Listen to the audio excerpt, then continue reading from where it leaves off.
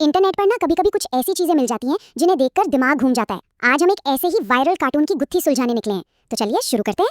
तो ये है वो क्लिप जिसके बारे में बात हो रही है। पहली बार सुनने में बड़ा अजीब लगता है ना। मतलब वाक्यों का आपस में कोई लेना देना ही नहीं लग रहा। ऐसा लगता है जैसे इन्हें बस कहीं कहीं से उठाकर एक साथ चिपका दिया गया हो। और यही आज का सबसे बड़ा सवाल है। तो हम इस पूरे मामले को एक जासूसी की तरह देखेंगे और मिलकर पता लगाएंगे कि इस कंटेंट के पीछे का असली मकसद क्या है। तो ठीक है, हमारी तहकीकात यहाँ से शुरू होती है। देखिए, किसी भी केस को सुलझाने का पहला नियम क्या है? सबसे पहला सुराग अक्सर हमारी आंखों के ठीक सामने होता है, और इस केस में वो है वीडियो का टाइटल। ये सिर्फ एक नाम नहीं होता, ये बनाने वाले के इरादे के बारे में बहुत कुछ बता देता है। अब जरा इस पर गौर कीजिए। यहाँ एक सीधा साधा विरोधाभास है। वीडियो का टाइटल है बिस्किट के बारे में, लेकिन डायलॉग में क्या बात हो रही है? फालूदा की। बिस्किट और फालूदा कोई कनेक्शन ही नहीं है। ये कोई गलती नहीं लगती, ये एक जानबूझकर किया गया फैसला लगता है ताकि कोई बिस्किट जैसा पॉपुलर कीवर्ड सर्च करे तो भी ये वीडियो सामने आ जाए। ये हमारी जांच का पहला बड़ा क्लू है। चलिए अब आते हैं हमारे दूसरे और सबसे मजेदार सुराग पर, और वो है ये अजीबोगरीब डायलॉग खुद। शब्दों का यही घालमेल तो इस पूरे रहस्य का सेंटर पॉइंट है। चलो इसे लाइन बाय लाइन तोड़कर समझते हैं कि हमें क्या बताने की कोशिश कर रहा है। बातचीत की शुरुआत तो काफी नॉर्मल है। एक बच्चा फालूदा मांग रहा है, इसमें कुछ भी अजीब नहीं है। ये एक आम सी सिचुएशन है और उसका जवाब भी एकदम लॉजिकल है। एक सवाल और उसका सीधा जवाब। अभी तक तो सब कुछ बिल्कुल नॉर्मल चल रहा है ना? एक ऐसी बातचीत जो हम रोज करते हैं। लेकिन यहीं से चीजें बदलने वाली हैं। और बूम, अचानक से बात फालूदा से घूमकर मूवी पर आ जाती है। ये क्या हुआ?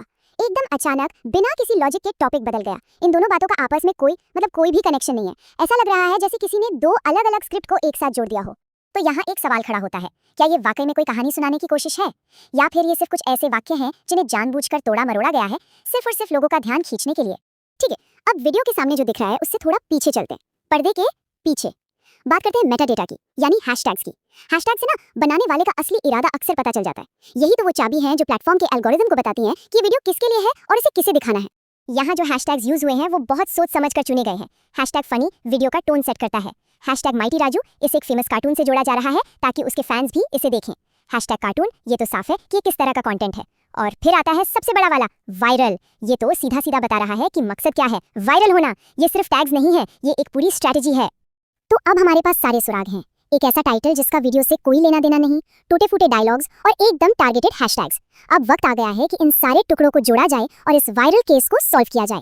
जब हम इन सभी चीजों को एक साथ रखकर देखते हैं ना, तो पूरी तस्वीर एकदम साफ हो जाती है। ये वीडियो इंसानों को कहानी सुनाने के लिए नहीं बनाया गया है, ये एक मशीन, एक एल्गोरिदम के लिए बनाया गया है। टाइटल कीवर्ड्स को पकड़ने के लिए, अजीबोगरीब डायलॉग ध्यान खींचकर रखने के लिए, और हैशटैग्स इसे सही लोगों तक धकेलने के लिए। ये सब कुछ सिर्फ और सिर्फ सर्च में ऊपर आने का खेल है।